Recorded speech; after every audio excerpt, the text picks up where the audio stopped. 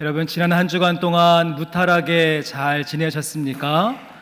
이제 본격적으로 여름이 시작된 것 같습니다. 무더운 날씨에 강도가 점점 높아지고 또 폭우와 장맛비가 언제 내릴지 모르는 우리 긴장감 가운데 있는데, 우리 주변에 계신 분들과 함께 인사하실 때 서로 축복하시면서 안전하시고 강건하십시오, 축복하는 마음으로 인사하시면 좋겠습니다.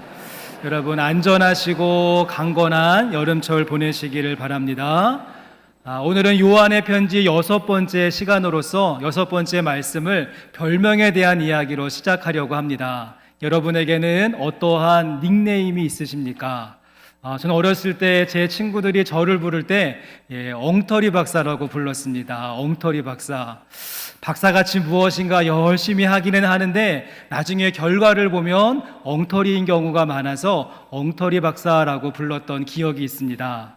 그런가 하면 저희 교회에는 3명의 부목사님이 함께 동역을 하고 있는데, 우리 3명의 부목사님을 묶어서 신박한 목사님이라고 부릅니다. 신박한 목사님, 신태철, 박성태, 한성호, 앞글자를 따서 신박하게 목회하시는 우리 목사님들이 동역해져서 엉터리인 박사인 제가 그래도 어느 정도 목회를 감당하고 있는 것이 아닌가 하는 생각을 갖게 되죠.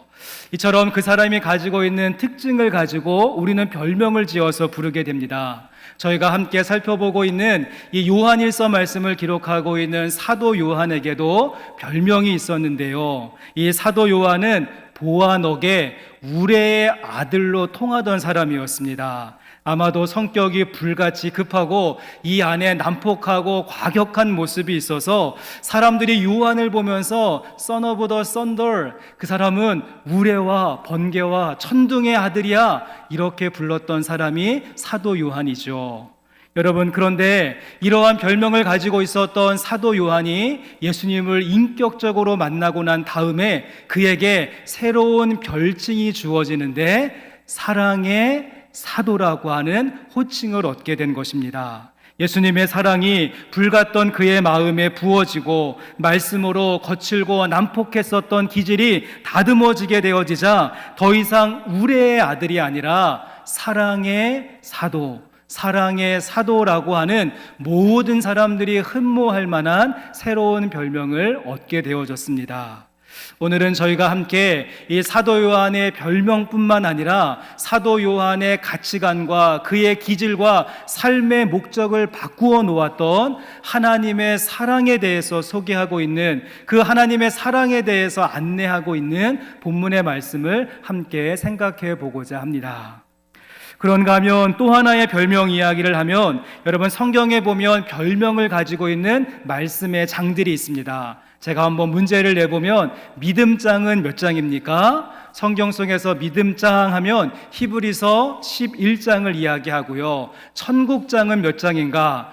제가 좋아하는 먹는 천국장 말고 천국, 하나님 나라에 대해서 소개하는 말씀은 마태복음 13장입니다. 부활장은 고린도전서 15장이고 기도장은 요한복음 17장이라고 할 수 있는데, 여러분, 그렇다면 사랑장은 몇 장이라고 하면 좋을까요? 사랑장. 많은 분들이 사랑장 하면 고린도전서 13장 말씀을 가장 먼저 떠올립니다. 사랑은 언제나 오래 참고 온유하며 시기하지 않으며, 이 구절 때문에 사랑장이라고 생각하는데 저는 조금 다른 의견을 가지고 있습니다. 이 말씀은 사랑장이라기보다는 은사장의 한 부분으로 보는 것이 조금 더 좋지요. 사도 바울은 고린도전서 12장, 13장, 14장 말씀, 이렇게 3장을 묶어서 성령님이 주시는 은사에 대해서 소개하는데, 이 중에 13장 말씀의 사랑은 그 은사를 사용하고 활용하는 태도와 차원으로서 말씀해 주었던 것입니다. 여러분, 그렇다고 한다면 고린도전서 13장 말씀을 대신할 수 있는 정말 하나님의 사랑이 가득히 진하게 풍성하게 녹아있는 사랑장을 골라보라고 한다면, 저는 오늘 저희가 함께 살펴보려고 하는 요한일서 4장 말씀이야말로 진정한 사랑장이다라고 말씀을 드리고 싶습니다.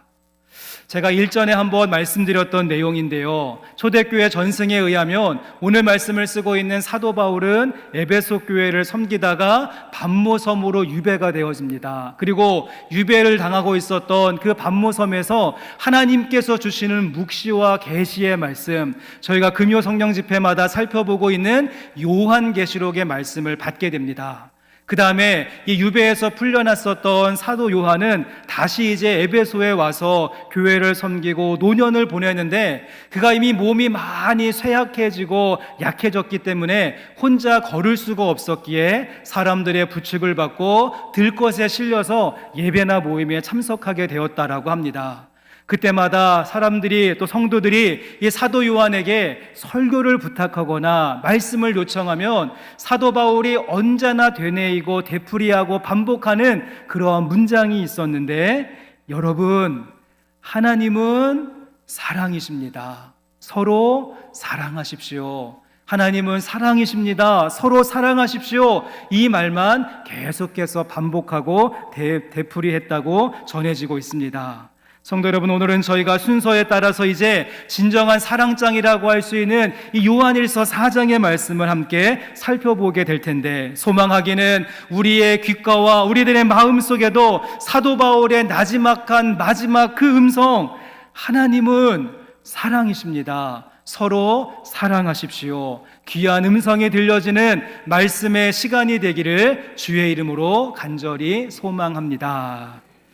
자, 이제 본문의 말씀으로 한번 들어가 보시겠는데요. 저는 특별히 이 진정한 사랑장인 요한일서 4장의 말씀을 우리가 운전할 때 많이 사용하는 내비게이션을 가지고 설명할 수 있었으면 좋겠습니다. 정말 모르는 길도 척척척 잘 찾아주는 기특하고 고마운 녀석입니다.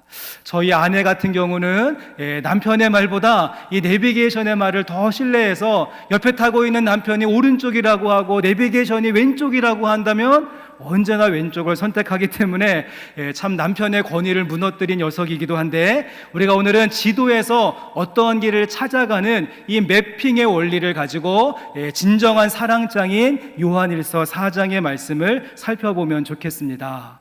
보통의 경우 이 내비게이션을 이용할 때 우리가 제일 먼저 우리가 어디서 출발을 하는지 출발지를 입력하게 되고요. 그 다음에 이제 가고자 하는 목적지를 입력하게 됩니다. 그리고 이 출발지와 목적지 사이에 내가 중간에 들리고 싶은 경유지가 있어서 경유지를 입력하게 되어지면 그 내비게이션에서 멋진 남성의 목소리가, 또 그리고 상냥한 여성의 목소리가 출발지에서 시작하여서 경유지를 통과한 다음 마지막 목적지까지 가장 바르게 갈 수 있는 길을 안내해 주지 않습니까? 오늘의 말씀도 마찬가지라고 할 수 있습니다. 이 말씀은 마치 구글맵과 같이 사랑의 출발과 시작이 어디인지, 사랑이 통과하여 지나가는 경유지가 어디인지, 그리고 이 사랑의 마지막 목적지와 종착 지점이 어디인가 우리에게 안내해 주고 있다는 것이죠.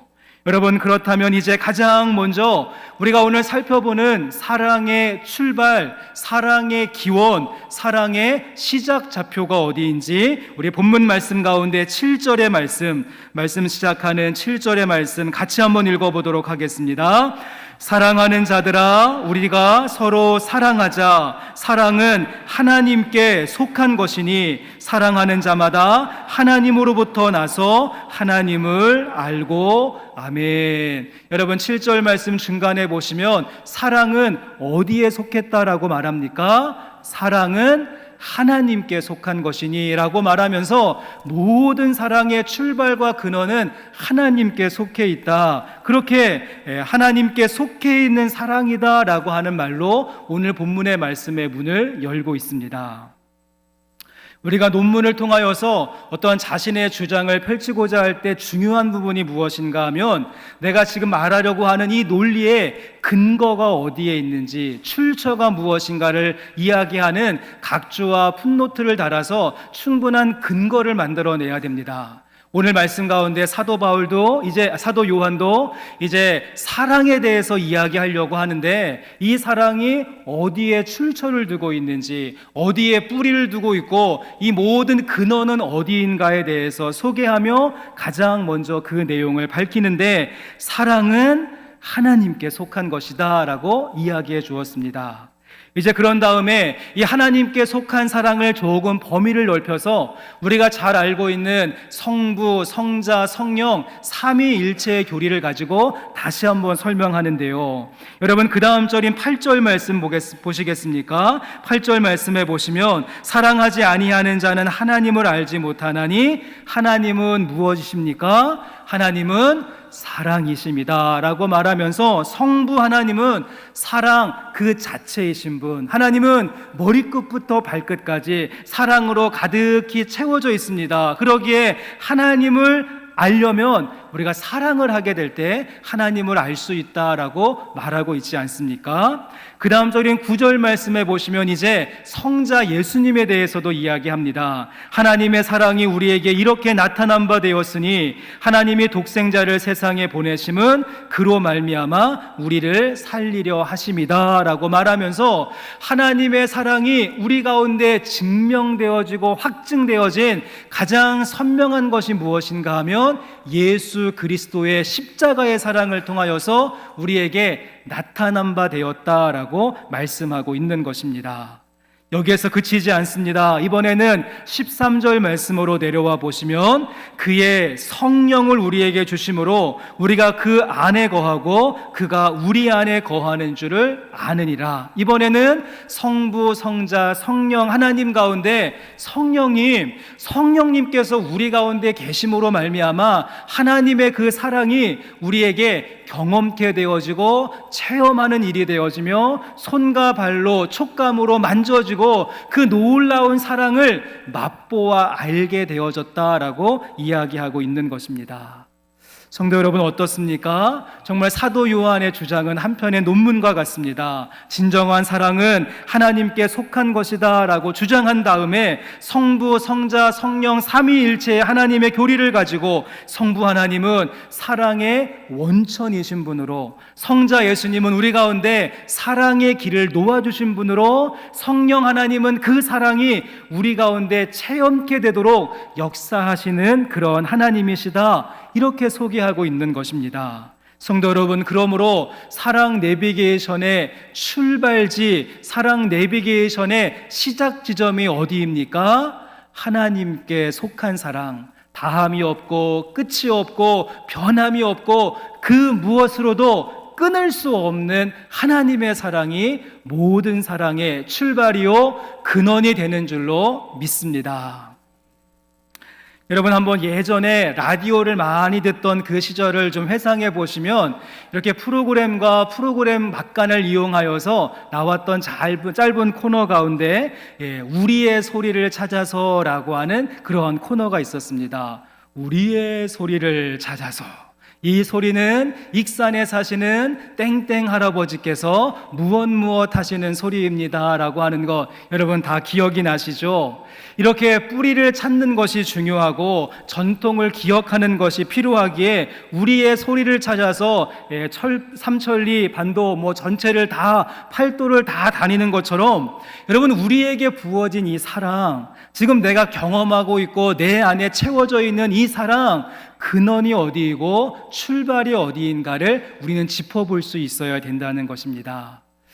제가 좋아하는 사자성어 가운데 음수사원이라고 하는 말이 있습니다. 음수사원, 무슨 뜻인가 하면 음수, 우리가 한 컵의 물을 마시고 한 모금의 물을 마시면서 사원, 이 물이 어디에서부터 온 것인가를 생각하면서 물을 마신다라고 하는 그런 뜻이죠. 이렇게 컵에 물이 담겨져 있는데 이 물을 마시기 전에 이 물이 어디에서부터 온 것이고 가장 먼저 거슬러 올라가 본다면 누가 우물을 판 것인가, 그것을 생각하면서 물을 마신다라고 하는 것이 음수사원, 아드폰테스라고 하는 근원을 생각한다라고 하는 말이죠.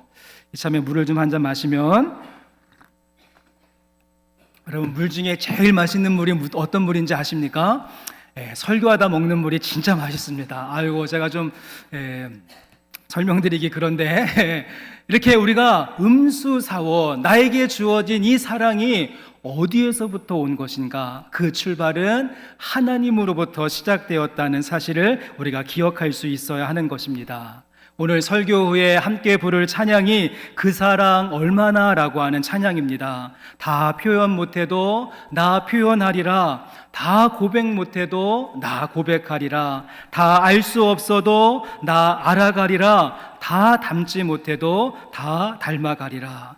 그 사랑 얼마나 아름다운지, 그 사랑 얼마나 날 부욕해 하는지, 그 사랑 얼마나 크고 놀라운지를, 그 사랑 얼마나 나를 감격하게 하는지. 여러분, 그렇습니다. 정말 우리를 감격하게 하고, 우리를 부유하게 하고, 우리를 풍성하게 하고, 우리를 놀랍게 하는, 여러분, 그 사랑이 하나님으로부터 우리에게 부어졌다는 사실, 음수사원, 그 사랑의 높이와 길이, 넓이와 깊이를 깨달아 아실 수 있는 저와 여러분의 모습 되기를 주님의 이름으로 간절히 소망합니다.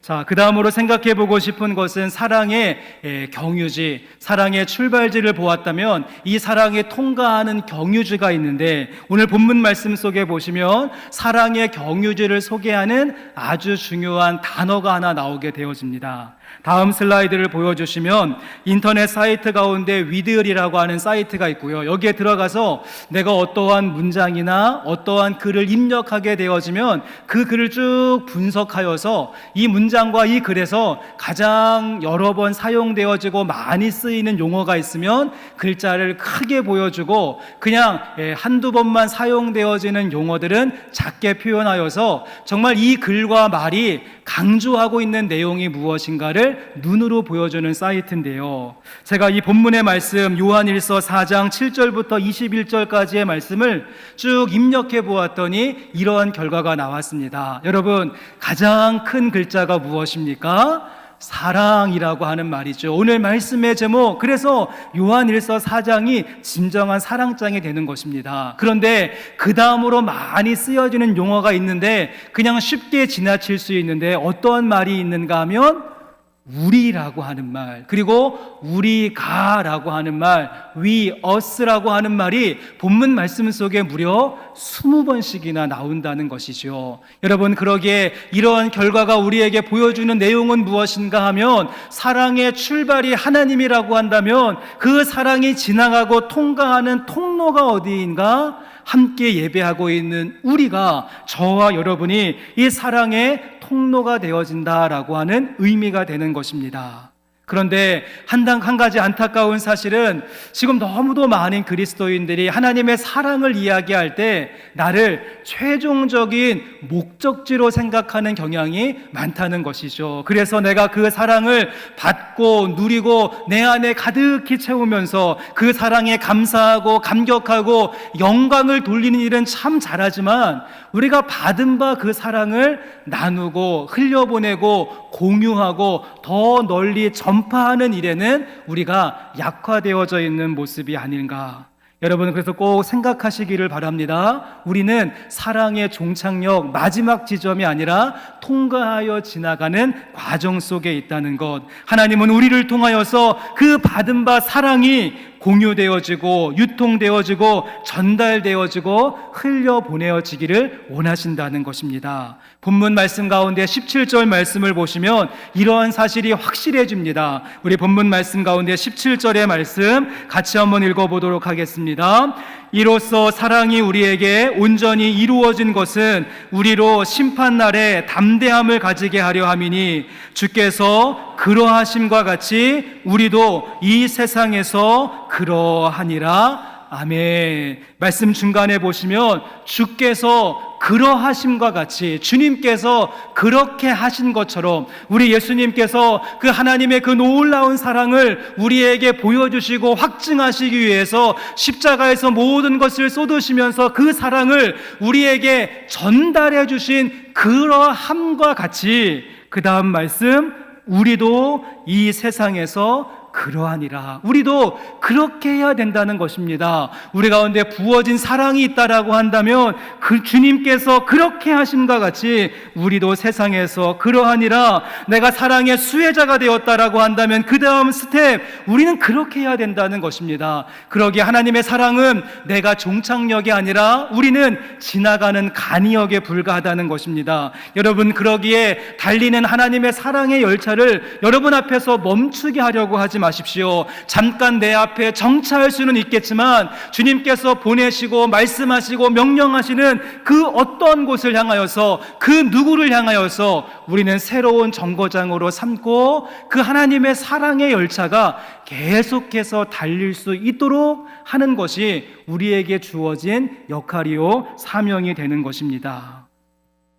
제가 어렸을 때 많이 교회 학교에서 불렀던 찬양 가운데 사랑은 참으로 버리는 것이라고 하는 찬양이 있습니다. 여러분, 참고로 어제와 오늘 우리 교회 드림시드 가장 꼬마 친구들, 우리 유아부와 유치부에 지금 성경학교가 지금 마지막 순서로 한참 진행되어지고 있는데 우리 꼬마 친구들의 성경학교 은혜가 충만하고 또 풍성한 시간 될 수 있도록 여러분 기도해 주시고 또 많은 관심과 또 격려를 부탁드리겠습니다. 사랑은 참으로 버리는 것, 사랑은 참으로 버리는 것, 버리는 것, 버리는 것. 사랑은 참으로 버리는 것, 더 가지지 않는 것. 이상하다 동전 잎 움켜잡으면 없어지고 쓰고 빌려주면 풍성해져 땅 위에 가득 차네. 오, 아시죠 여러분? 아유, 제가 웬만하면 율동 안 하는데요. 오늘 우리 교회학교, 우리 성경학교가 박수까지 치실 필요는 없습니다.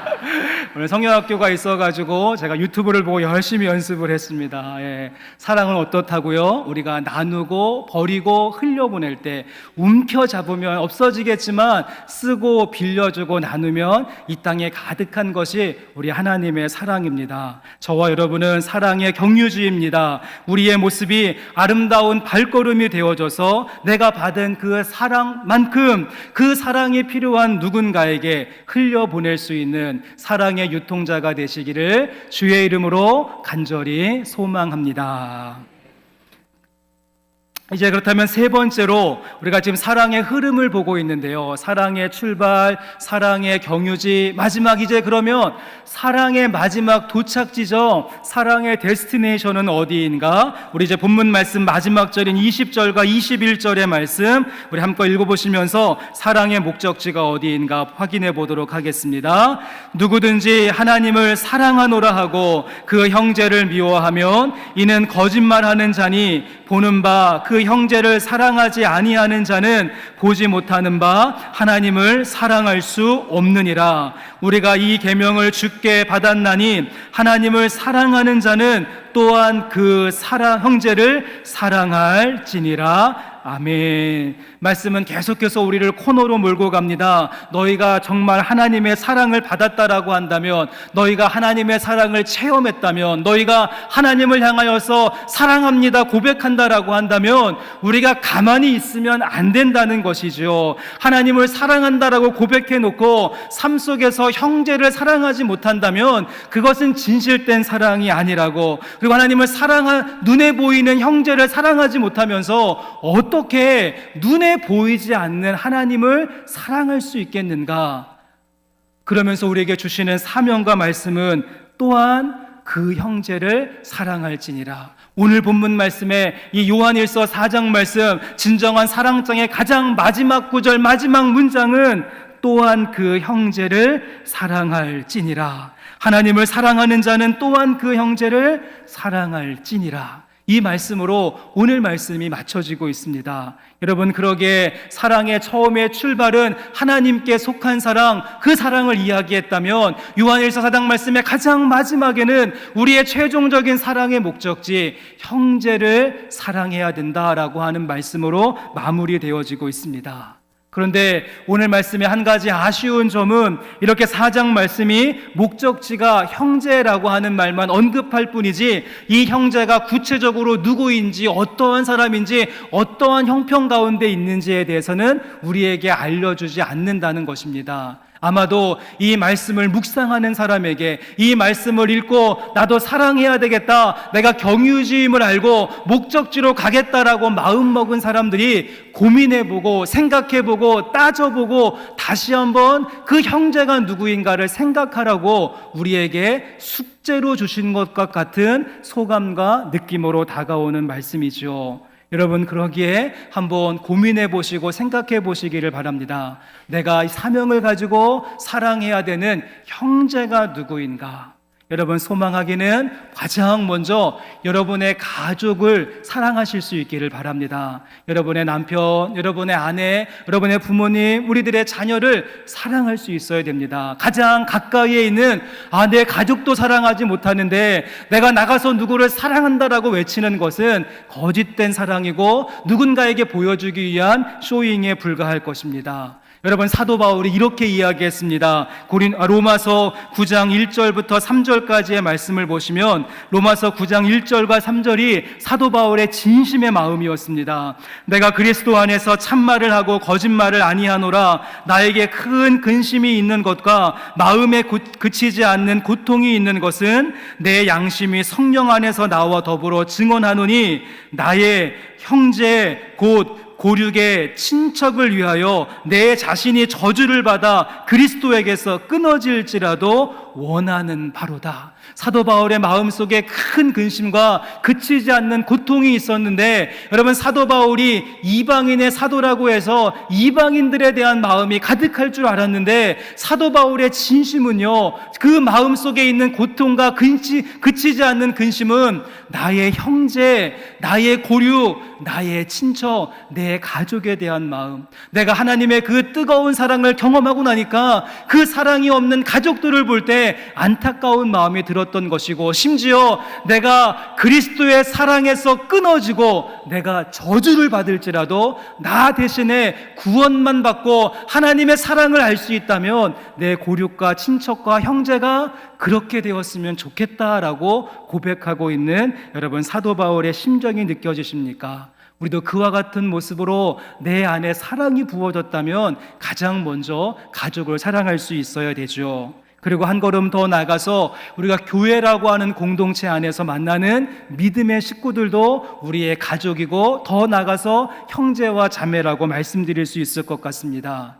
안타까운 점은 우리 교회 안에 이 사랑이라고 하는 말이 차고 넘치는데 자꾸만 저는 우리 교회에 있는 사랑이 점점 진정성이 사라지고 있는 것이 아닌가 하는 생각을 갖습니다. 만나서 악수할 때마다 사랑합니다 악수하고요, 당신은 사랑받기 위해 태어난 사람, 달콤하게 찬양을 불러주고 기도를 해도 사랑으로 시작해서 사랑으로 끝을 맺고 대화할 때도 사랑이라고 하는 말이 조미료처럼 녹아있는데, 우리가 그 장마철에 마실 물이 없다라고 하는 말처럼 교회 안에 사랑이라고 하는 말은 넘쳐나는데 점점 그 진정성을 잃어버리는 이유는 무엇이겠습니까? 우리 지난주의 말씀이었죠. 말과 혀로만 사랑하지 말고 행함과 진실함으로 사랑하자. 우리가 얼마든지 말과 혀로는 달콤하고 사랑의 이야기 많이 할 수 있는데 우리 교회 가운데 필요한 것은 행함과 진실함의 사랑이 녹아져야 하는 것이 아닐까요? 또한 더 나가서 나와는 직접적인 상관이 없는 이웃이라고 생각됐던 사람도 우리의 형제이고 우리의 사랑의 대상이 되어진다는 것입니다. 예수님은 마지막 때에 갇힌 자들, 억압받는 자들, 고문당하는 자들, 병들고 굶주린 자들, 지극히 작은 자에게 너가 어떻게 했는가 우리의 행함을 철저하게 따져 물으신다라고 말씀하셨고, 우리가 작은 소자에게 한 것이 곧 나에게 한 것이다라고 말씀하지 않으셨습니까?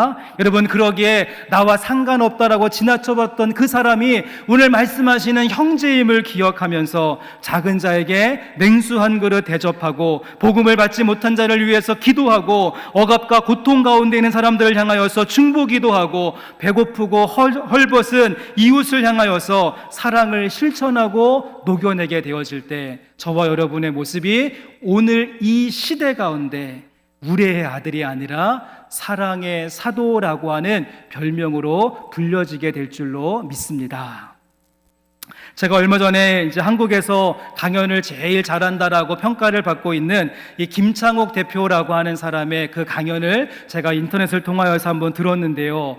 어떤 내용이었는가 하면 어떠한 청취자가 나왔고 그 사람의 고민을 들어주고 대답을 주는 그러한 순서였습니다. 이제 한 여성 참가자가 나와서 어떤 고민을 이야기하는가 하면 남편이 퇴직을 해가지고 맨날 집에 있는데 그 모습이 정말 꼴도 보기 싫고 얄밉다. 그래서 정말 하루도 그 좁은 집안에서 다투지 않고 넘어가는 날이 없다라고 하는 고민을 이야기했고요. 이제 이 고민에 대해서 김창옥 대표가 어떠한 답변을 주는가 하면 우리들의 마음의 공간이 넓으면, 내 마음의 공간이 넓으면 다른 사람과 좁은 공간에 있어도 전혀 불편함이 없는데 이 내 마음의 공간이 좁아지면 50평, 100평에 단 둘이만 있어도 짜증이 나고 불편함이 느껴진다는 것입니다. 문제는 실질적으로 눈에 보이는 공간이 중요한 것이 아니라 우리 마음의 공간이 중요하다라고 말합니다.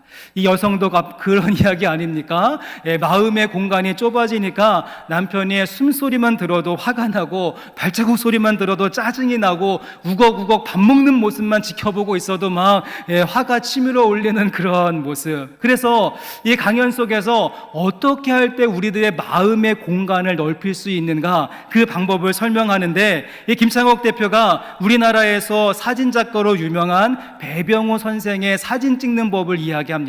이 배병호 사진작가는 우리나라에서 이 소나무 사진을 가장 잘 찍기로 정평이 난 분인데 이분은 항상 소나무 사진을 새벽에 찍는다라고 하죠. 새벽. 그래서 캄캄하고 어두웠던데 빛이 쫙 들어오면 공간이 열리게 되어지고 그때 사진을 찍는다라고 하는 말을 설명하면서 우리들의 마음에도 빛이 들어오게 되어질 때, 그래서 이 김창옥 대표는 그 빛을 어떠한 그 진리를 깨닫는 것이나 중요한 사실을 인식하는 것이나 종교를 갖게 되는 것이라고 이야기했는데, 저는 이 빛을 오늘 말씀에 비추어 보았을 때에 사랑의 빛이라고 생각이 되어집니다. 여러분, 사랑의 빛이 우리들의 마음의 공간 가운데 쫙 비춰지게 되어질 때 우리의 마음의 공간은 넓어질 수 있고, 그 넓어진 공간을 가지고 오늘 말씀을 기억하면서 우리에게 지시하고 있는 형제, 가족이 될 수도 있고 교회 식구가 될 수도 있고 내가 모르고 외면했었던 내 주변에 있는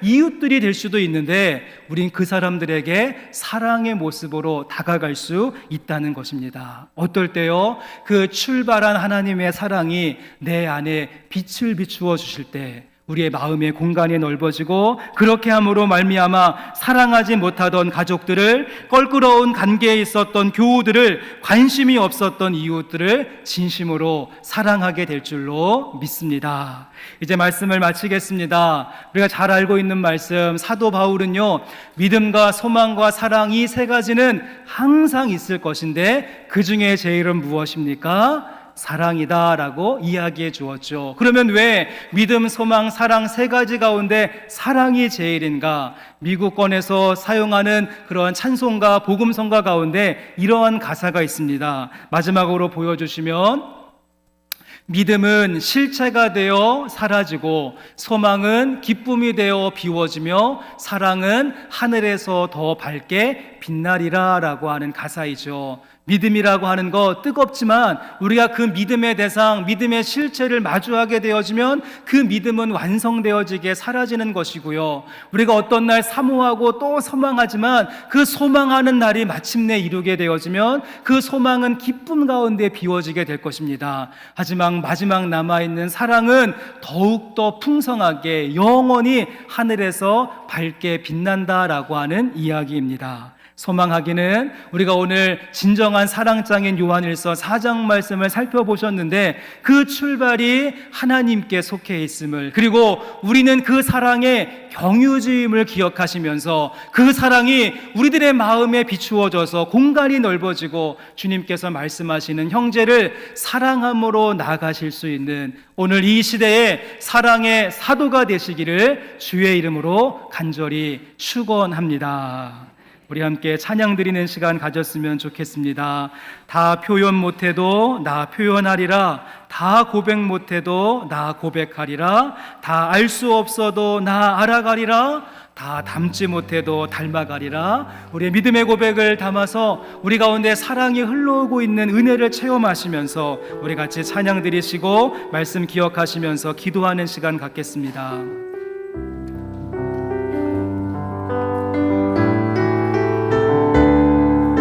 다 표현 못해도 나 표현하리라. 나 표현 못해도 나 표현하리라. 다 고백 못해도 나 고백하겠습니다. 나 고백하리라. 다 알 수 없어도 알 수 없어도 나 알아가리라. 다 닮지 못해도 나 닮아가리라. 다시 한번 고백합니다. 다 표현 못해도 나 표현하리라. 다 고백 못해도 나 고백하리라. 다 알 수 없어도 나 알아가리라. 다 닮지 못해 나 닮아가리라.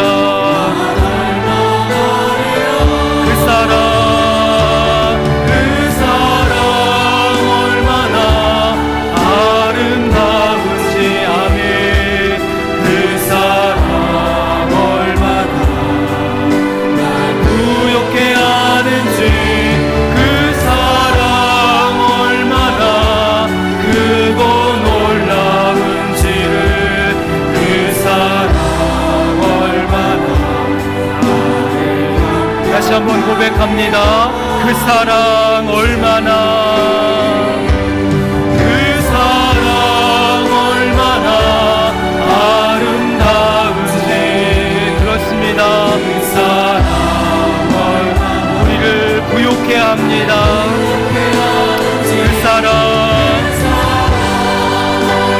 크고 놀라운지를, 그 사랑 얼마나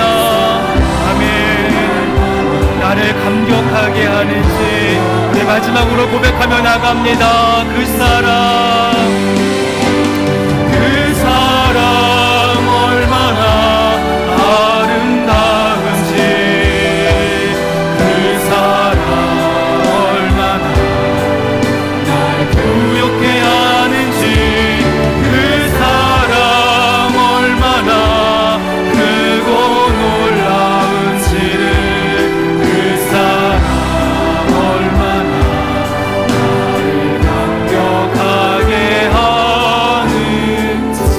함께 시간 주신 말씀 가지고 기억할 때 하나님, 나를 이 시대에 사랑의 사도로 사용하여 주시옵소서. 답답하고 꽉 막혀있는 나의 마음의 공간에 사랑의 빛을 비추어 주시고 더 넓어진 사랑의 공간과 마음을 가지고 우리를 부르신 곳에서, 우리를 세우신 자리에서 형제와 자매를, 가족들을, 이웃들을 마음껏 사랑할 수 있는 주님의 마음을 허락하여 주시옵소서. 우리를 통하여서 풍성한 사랑의 열매가 맺혀지게 하여 주옵소서. 이러한 기도 제목을 가지고 함께 이 시간 통성으로 기도하며 나가겠습니다. 하나님 감사합니다. 오늘도 우리를 부르셔서 진정한 사랑장인 요한일서 4장 말씀 앞에 우리를 세워두시고 주신 말씀 기억하며 주님 앞에 나가게 해주신 것 감사합니다. 하나님, 사랑의 빗줄기를 우리에게 비추어 주시옵소서. 캄캄하고 어둡던 우리들의 마음이 하나님의 한 줄기의 빛이 돼서 구원바 되어짐으로 말미암아 나의 사랑의 공간이 더 넓어질 수 있도록 인도해 주시고, 우리가 그 공간을 가지고 사랑하지 못했던 가족들을, 껄끄러운 관계에 있었던 교우들을, 내가 관심이 없었던 이웃들을 진심으로 사랑할 수 있도록 인도해 주셔서 하나님, 믿음과 소망의 사랑의 가장을 사랑이라고 말씀하셨는데 하나님, 그 말씀을 담고 우리에게 주어진 한 주의 삶으로 나아갑니다. 주어진 모든 지경 속에서 사랑을 녹여내고 사랑을 완성하고 그 율법의 사랑을, 하나님 계명의 사랑을 아름답게 이루어 나갈 수 있도록 우리에게 은혜를 도와여 주시고 새로운 소망과 말씀의 충만함으로 우리의 삶을 다시 한번 인도하여 주시옵소서. 하나님 인도하여 주옵소서.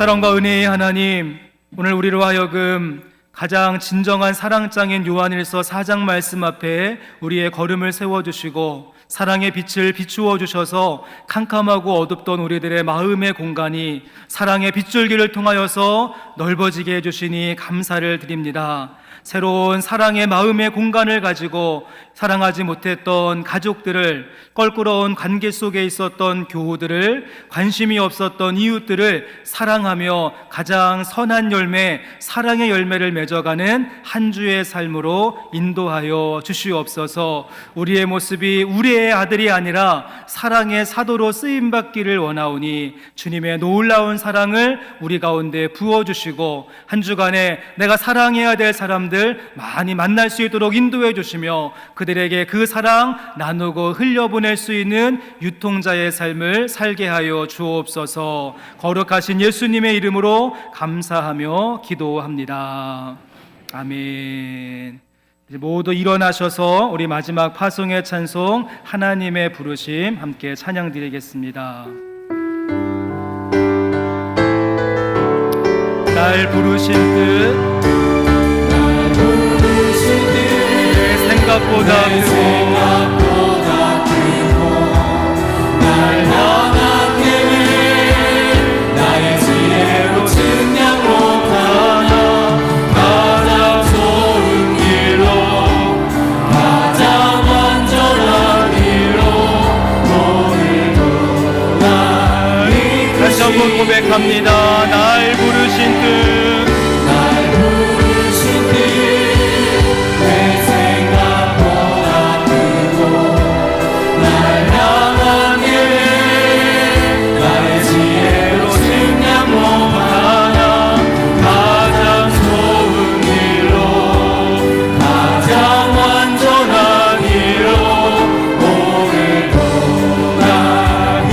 마지막 다시 한번 고백합니다. 날 부르신 뜻 날 부르신 뜻 내 생각보다 날 향한 계획 나의 지혜로 측량할 수 없으나 가장 좋은 길로 가장 완전한 길로 가장 완전한 길로 오늘도 날 이끄시니 이제는 우리 가운데 가장 선명한 사랑의 본을 보여주신 예수 그리스도의 은혜와 우리 가운데 있는 모든 사랑의 근원 되시는 하나님 아버지의 극진하신 사랑하심과 우리로 하여금 형제를 사랑할 수 있도록 동력과 힘을 불어넣어 주시는 성령님의 교통하심이 오늘 주신 말씀을 마음에 담고 주어진 새로운 한 주의 삶으로 힘있게 나가는 믿음의 성도들의 삶의 모든 지경과 그들의 발걸음 위에 지금부터 영원토록 함께 하시기를 간절히 축원하옵나이다. 아멘.